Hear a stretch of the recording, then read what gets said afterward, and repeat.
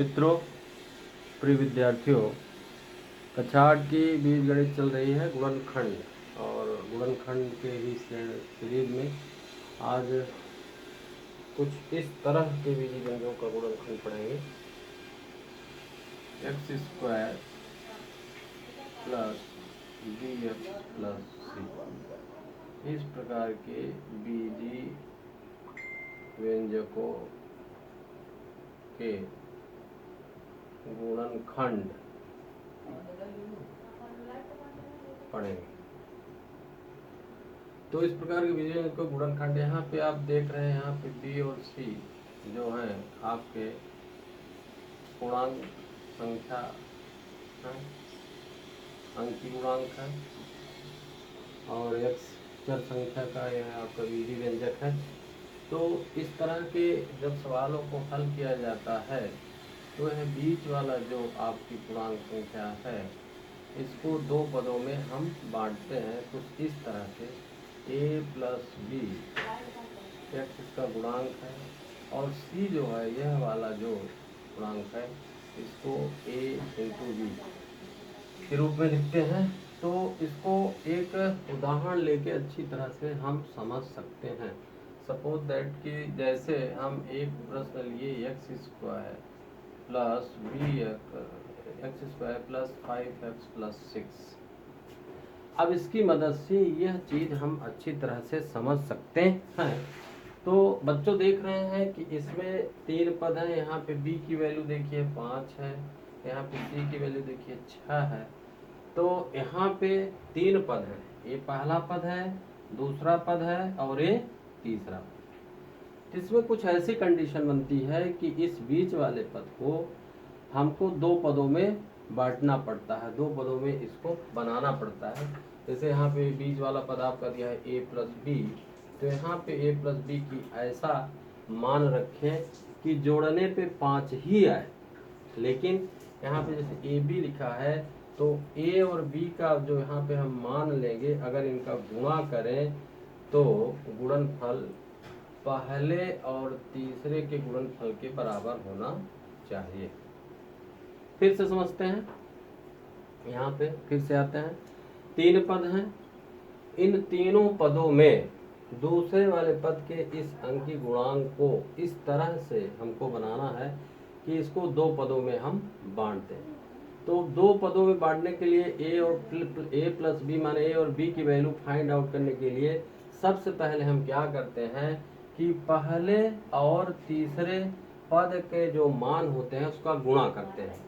तो देखिए पहले पद का मान एक्स स्क्वायर है, तीसरे पद का मान 6 है, और इन दोनों का गुणा करते हैं तो 6x की घात 2 आ रहा है। अब यहाँ पे हमको फोकस करना है इस पे, इसके अंकीय गुणांक पे कि इसका अंकीय गुणांक क्या है। इसी अंकीय गुणांक की मदद से हम इस 5 को दो भागों में बांटेंगे। तो इसको इस तरह से समझ सकते हैं, जैसे हम 6 का गुणनखंड अगर निकालें तो आता है 2 तिहाई 6। मीन्स इस अंकीय गुणांक का सबसे पहले हमको अभाज्य गुणनखंड निकालना है। इसलिए निकालते हैं कि इसको निकालने से इनके मान पता करने में आसानी हो जाती है। तो अगर अब देखें यहाँ पे 2 और 3 को अगर हम जोड़ रहे हैं तो 5 मिल रहा है। ये वाली जो है हमारी शर्त पूरी हो गई। बीच वाले पद को दो पदों में हमको बांटना है तो हमने बांट दिया, 2 धन 3 किया, 5 बिल्कुल सही हो गया। लेकिन एक कंडीशन तो मिल गई a प्लस बी वाली, लेकिन यहाँ पे अगर इनका गुणा करें दोनों का, a और b का 2 गुणे 3 अगर करें तो हमको यह वाली चीज़ जो हम बताए थे कि यह शर्त बहुत ज़रूरी है पूरा। क्योंकि इसको हम इस तरह से भी कर सकते थे, 4 धन 1 करते तो भी तो हमारी एक शर्त पूरी हो जाती, ये वाली 5 अंकीय गुणांक मिल जाता। लेकिन अगर यहाँ पे 6 जो लाना है तो अगर हम इसको 4 गुणे 1 करेंगे तो 4 आएगा, जो हमारी शर्त को पूरा नहीं कर रहा है। तो मीन्स अगर इस तरह से इसके दो पद बनाया जाए तो ये वाला पद तो आए ही, ये मान तो मिले ही अंकीय गुणांक। लेकिन सबसे इम्पोर्टेंट है कि पहले और तीसरे पद के मान का गुणा करने पे जो गुणनफल प्राप्त है उसके अंकी गुणांक जो है वह गुणा करने और बी का गुणा करने पे जरूर आना चाहिए। तो इस चीज़ पे फोकस करना है। तो शायद जो इसमें ज़रूरी चीज़ें थे वो हमको समझ में आ गया है। तो सवाल को आगे बढ़ाते हैं। तो यहाँ पे एक्स स्क्वायर प्लस देख रहे हैं प्लस बी लिखा है, तो इस 5 को ही 2 भागों में बांटते हैं। इसको हमने लिखा 2 धन 3, इसका गुणांक x है, ऑलरेडी लिखेंगे। देखिए 3 2 5 जोड़ेंगे तो 5x आ रहा है।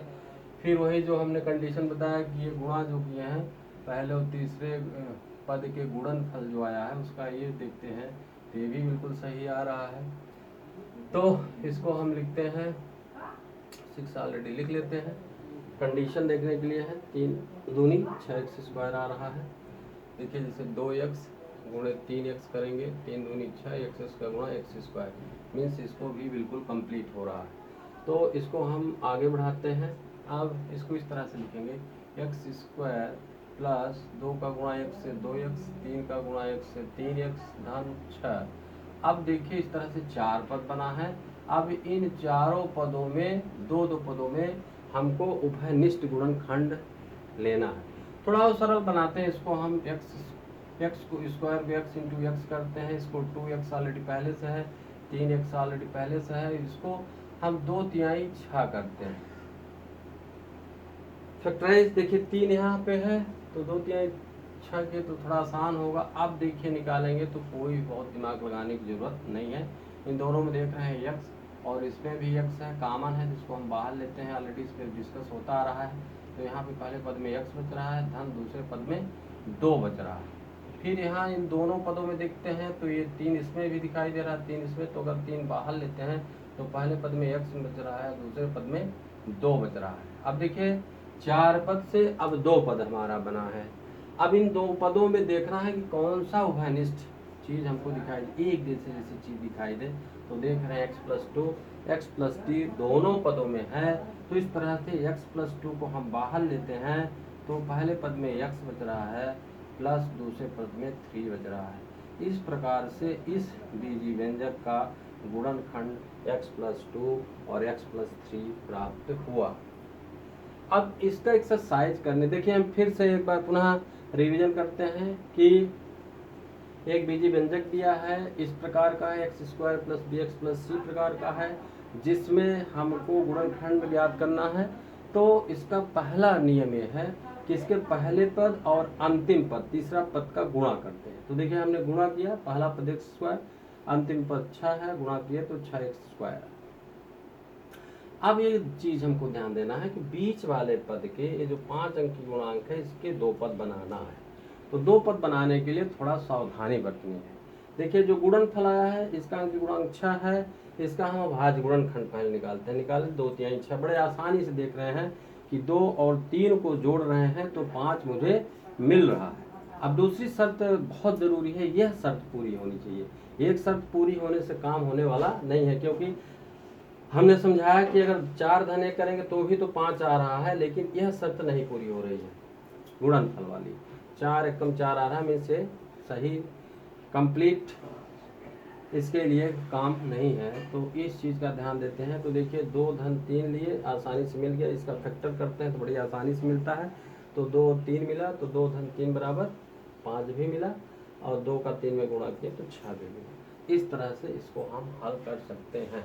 और इनको हल करने के पहले थोड़ा a+b और a इंटू बी का थोड़ा सा हम अभ्यास कर लेते हैं, कैसे इनको हम जल्दी जल्दी सीखते हैं, क्योंकि इसी का काफ़ी यूज है इन सवालों में। जैसे मान लीजिए आपको दिया है a+b, आपको दिया है a+b बराबर कितना है 8, और दिया है ab बराबर 5। तो इसमें कह रहा है a और b का मान ज्ञात कीजिए। तो इनका ज्ञात करने के लिए हमने कहा कि ab का जो गुणनफल दिया है, देखिए इसमें आपका दिया है कितना a+b बराबर 8 और ab बराबर कितना दिया है 5। दूसरा सवाल लेते हैं सर, इसमें ठीक समझ में आ रहा है। a+b बराबर 7 और ab बराबर 12।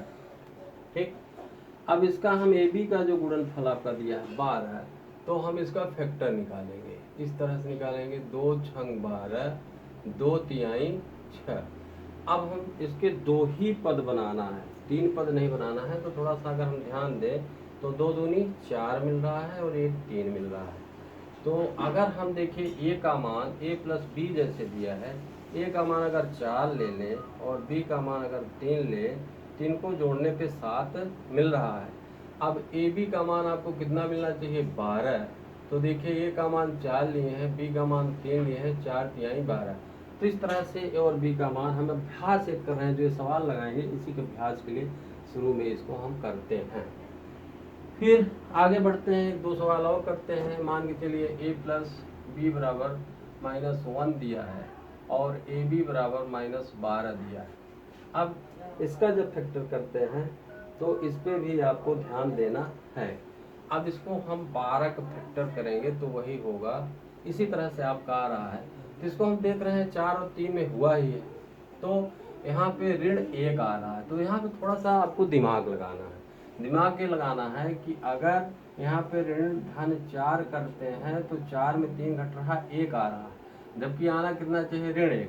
मीन्स यहाँ पे हम कुछ गलती कर रहे हैं। तो इसको अगर इस तरह से करा किया जाए, ऋण 4 धन 3 करें तो यहाँ पे आपका ऋण 1 प्राप्त हो रहा है, क्योंकि ऋणात्मक 4 में 3 घटाए को ऋणात्मक संख्या बढ़ी। तो इस तरह से ऋण 1 प्राप्त हुआ। और ये वाली कंडीशन देखिए मिल रहा है कि नहीं, ए बी बराबर ऋण 12 आना चाहिए। तो देखिए ए का मान ऋण 4 लिए, बी का मान 3 लिए, और जानते हैं ऋण धन का गुणा ऋण आता है और 4 तिहाई 12, दोनों शर्तें पूरी हो रही। इसी तरह से और अभ्यास हम कर सकते हैं, जैसे a प्लस बी बराबर 11 दिया है और ए बी बराबर ऋण 10 दिया है। आपको कितना दिया है, ऋण 10 दिया है। अब यहाँ पे आपको यहाँ पे ऋण 11 दिया है। एक चीज ध्यान देना है आपको, यहाँ पे आपका +10 दिया गया है, यहाँ पे -11 है और यहाँ पे +10 है। तो अब देखिए फोकस करिए क्या हो सकता है। अगर हम इसका फैक्टर कर रहे हैं तो देखिए 92 पंचे 10, 5 2 से करेंगे 5 और ऋण 5 ऋण 2 भी करते हैं तो ऋण 7 मिल रहा है। यहाँ से काम बन नहीं रहा है, तो हम थोड़ा सा बैठ जाते हैं, कुछ और सोचते हैं। तो अगर ऋण 10 है और ऋण 1 अगर प्लस ऋण 1 जोड़ देते हैं तो यहाँ पे समान चिन्ह की संख्या जुड़ती है और ऋण 11 प्राप्त हो रहा है। एक शर्त पूरी हो रही है, लेकिन अब इन दोनों का गुणा करें तो मुझे 10 प्राप्त होना चाहिए। तो ये भी में आप ध्यान दीजिए, अगर यहाँ पे आप ऋण 10 लिए हैं और यहाँ पे ऋण 1 लिए हैं तो ऋण ऋण का गुणा क्या होता है, धन, और 10 एक कम 10। तो इस तरह से आप देख रहे हैं कि इस तरह के सवालों का अभ्यास करके हम ए बी और ए प्लस बी का मान ज्ञात कर सकते हैं। तो इसका अभ्यास करना है, जितना ज़्यादा अभ्यास करेंगे उतना ये सवाल हल करने में आसानी होगी। कुछ और प्रश्न लेते हैं, हल करते हैं। जैसे y square plus 9y minus 36 करते हैं और इसको हल करते हैं हम। तो ये मान लीजिए आपका दूसरा सवाल है, तो वही नियम लगाते हैं, आपका पहला पद, दूसरा पद और तीसरा पद। तो पहले और तीसरे पद का हम गुणा करते हैं। तो पहला पद आपका है y स्क्वायर और आपका तीसरा पद है -36, और मल्टीप्लाई करने पर ऋण धन का गुणा ऋण 36y²। अब यहाँ पे देख रहे हैं कि बीच वाला पद +9 है, तो हम इसका फैक्टर करते हैं और ढूंढते हैं किसी तरह से यहाँ पे +9 आए और इनके जो 2 पद बने उनका गुणा करने पर ऋण 36 जरूर प्राप्त हो, ये कंडीशन होनी चाहिए। तो जो हम रियल आपको बताए हैं कि अभाज्य गुणनखंड निकालिए थोड़ा सा, हालांकि अभ्यास से जल्दी होता है। इससे देखिए 2 कम 2 2 16, 8 और 2 का बना रहे हैं तो भी यहाँ पे 9 आने की संभावना कम दिखाई दे रही है। फिर आगे बढ़ते हैं, 2 9 18, 9 और 4 से भी बनाना चाहेंगे तो 9 धन 4 करेंगे या 9 ऋण 4 करेंगे तो भी धन 9 नहीं आ रहा है। फिर आगे बढ़ते हैं, 3 त्रिका 9 और 3 एकम 3। अब काफ़ी सरल हमने कर लिया है। तो एक चीज़ यहाँ पे आपको थोड़ा सा फोकस करना है कैसे बनाया, जैसे 3 दूनी 6, 6 दूनी 12 अगर बनाए और एक 3 बच रहा है तो कुछ कुछ हमको समझ में आ रहा है कि हमारी यह कंडीशन हो सकता है पूरी हो जाए। तो हो रही है, कैसे हो रही है, जैसे अगर a प्लस बी को हम देखें तो यहाँ पे a का मान अगर हम 12 ले लें अब प्लस b का मान -3 ले लें तो देख रहे हैं 12 में 3 घट रहा है तो 9 मिल रहा है, एक शर्त पूरी हो गई। अब सबसे महत्वपूर्ण शर्त आपकी पूरी है कि a और b से मल्टीप्लाई करिए तो इसका गुणनफल ऋण 36 आना चाहिए, ये जो उनके गुणांक है सबसे इम्पोर्टेंट चीज़ है। तो देख लेते हैं कि a का मान 12 है और b का मान -3 है, तो अगर इन दोनों का गुणा करते हैं धन ऋण का गुणा ऋण होता है और 12 36, तो इस तरह से देख रहे हैं कि दोनों शर्तें पूरी हो रही हैं, a प्लस बी वाली भी हो रही है 9 मिल रहा है और इंटू बी वाली भी मिल रही है ऋण 36 मिल रहा है। तो अब हमारा काम आसान हो गया और इसका हम फैक्टर आसानी से कर सकते हैं, इस गुणनखंड को आसानी से आगे बढ़ा सकते हैं। तो आप देखिए इसमें वाई स्क्वायर प्लस 9 की जगह हम लिख सकते हैं 12 ऋण 3 वाई इसका गुणांक है लिखेंगे, यहाँ पे 36 है लिखेंगे। फिर आगे बढ़ते हैं वाई स्क्वायर प्लस 12y और माइनस प्लस का गुणा -3y -36। फिर आगे वही हमने कहा दो दो पदों में भाई लिस्ट लेना है, थोड़ा और सरल करिए y इंटू वाई करिए प्लस इसको 12y करिए -3y और 3 से इसको भाग करिए तो 3 एकम 3 दूनी 12 माने 3 गुणे 12 लिख सकते 12 36। अब दो दो पदों में उभय निष्ठ आपको लेना है, तो देखिए आसान हो गया, बाई इसमें भी है बाई इसमें है, बाई हमने बाहर लिया तो इसमें बाई बच रहा है प्लस इसमें 12 बच रहा है लिख दिए। फिर इसके बाद माइनस देख रहे हैं 3 और 3 दोनों में कॉमन है, 3 को बाहर लेते हैं तो यहाँ पे बाई बच रहा है। देखिए ऋण धन का गुणा ऋण बिल्कुल सही आ रहा है, और अगर यहाँ पे ऋण लें बच्चों तो थोड़ा सा दिक्कत समझ में आ रही है, ये कोष्टक के बाद ऋण चिन्ह है तो अंदर की संख्या चिन्ह बदलता है, ऋण ऋण का गुणा धन हो जाएगा, जबकि हमको यहाँ किसी भी स्थिति में गुणा करने पे ऋण ही आना चाहिए, तब यहाँ पे हम चिन्ह बदलेंगे धन लेंगे। अब देखिए 3 बाहर आ गया तो यहाँ बचा 12, अब देखिए गुणा करिए ऋण धन का गुणा ऋण, ऋण 3 बाई आ रहा है और ऋण धन का गुणा ऋण 12 ऋण 36 आ जाएगा। अब आसानी हो गई। अब देखिए 3 पद से 2 पद बना, इन दोनों पदों में बाई प्लस 12 कॉमन है तो बाई प्लस 12 को बाहर लेते हैं तो पहले पद में बाई बच रहा है, दूसरे पद में -3 बच रहा है और इस तरह से इसके गुणनखंड हो जाते हैं। अगला और सवाल लेते हैं, इसी तरह से आप सवाल जो आएंगे तो कर सकते हैं। फिर एक सवाल और करते हैं, थोड़ा सा हल्का हल्का डिफरेंस है तो इनकी मदद से 4-4 5-5 सवाल आप गुणनखंड के कर सकते हैं। जैसे पी स्क्वायर -10p प्लस 16 दिया है, अब इसको आपको हल करना है, तो वही चीज़ है जो बता चुके हैं कि इसमें क्या है कि पहला और तीसरे पद का गुणा करते हैं तो देखिए पहला पद पी स्क्वायर है और अंतिम पद 16 है और मल्टीप्लाई करते हैं 16p स्क्वायर है, गुणनफल हमने लिख लिया। अब यहाँ पे ध्यान देना है कि हमको यहाँ पे -10 लाना है, इसको दो पदों में हमको विभक्त करना है, बांटना है, दो पद इसके बनाना है, तो ध्यान देना है कि उनको जोड़ने अथवा घटाने पे ऋण 10 है, तो हम यहाँ पे फोकस किए हैं कि इसके अंक के गुणांक के पहले आप फैक्टर फाइंड आउट करिए, तो 2 8 16 आ गया। अब यहाँ पे हम सीधे सीधे देख रहे हैं कि हमको बड़े आसानी से दोनों पद मिल चुके हैं। आप इसको थोड़ा सा ध्यान देना है कि -10 कैसे आए, जैसे a प्लस बी की वैल्यू अगर फाइंड आउट करें तो यहाँ पे -2 ले लें और यहाँ पे -8 ले लें और समान चिन्ह की संख्या जुड़ती है तो -10 आ रहा है, बीच वाला पद आ गया। अब दूसरी कंडीशन भी कंप्लीट होनी चाहिए, ए बी का गुणनफल जो है वह 16 आना चाहिए, तो -2 का मल्टीप्लाई अगर -8 से करते हैं तो ऋण ऋण का गुणा धन हो जाता है, दोनों शर्तें पूरी हो गई। अब इस गुणनखंड को हम आगे बढ़ा सकते हैं, तो कुछ इस तरह से इसको करते हैं पी स्क्वायर माइनस, अब एक चीज़ अगर ध्यान देना है कि अगर यहाँ पे ऋणात्मक संख्या लें और ऋण चिन्ह यहाँ लगा है तो अंदर के पदों को धनात्मक ले सकते हैं अथवा डायरेक्ट इनको आप लिख सकते हैं -2p अथवा -28 प्लस 16। अब इसको आगे करेंगे p इंटू पी -2p -2,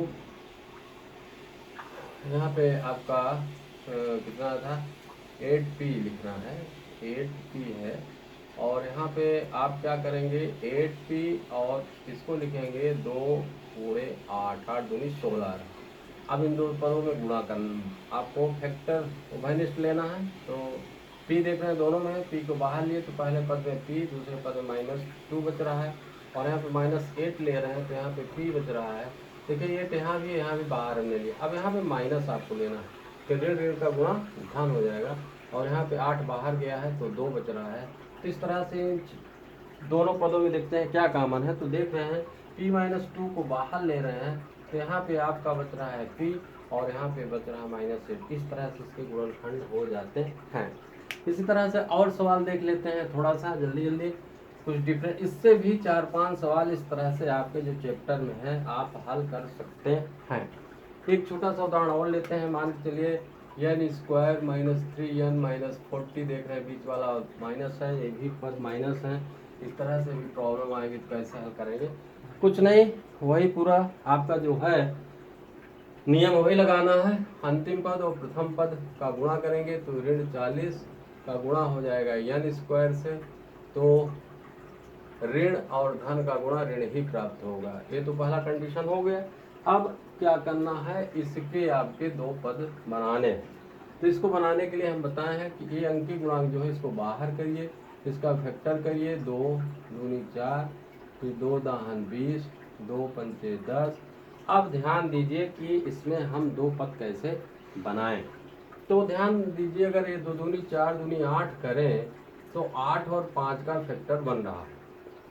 अब यहाँ पे ये ध्यान देना है a प्लस बी का मान हम क्या लें, बस यहाँ पे दिमाग आपको लगाना पड़ेगा।